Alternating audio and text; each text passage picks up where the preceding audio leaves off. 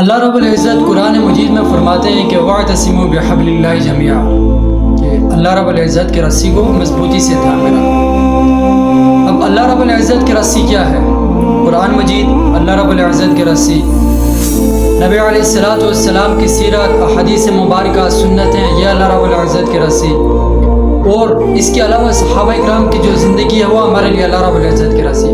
مطلب یہ ہے کہ اللہ رب العزت کہنا چاہتے ہیں قرآن مجید کو تھامے رکھو، نبی کی سیرت کے اوپر عمل کرو، صحابہ کی جو زندگی ہے ان کو اپنے سامنے رکھ کر زندگی گزارو، یہی اللہ رب العزت کا ہم سے تقاضا ہے۔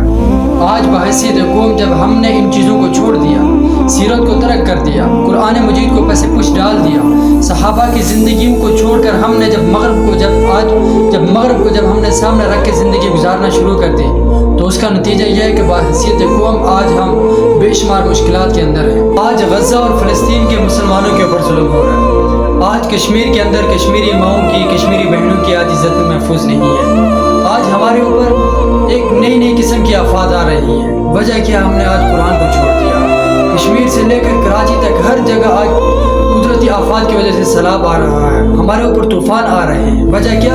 ہم نے قرآن چھوڑ دیا تو اللہ رب العزت کے عذابات ہماری طرف آنا شروع ہو گئے۔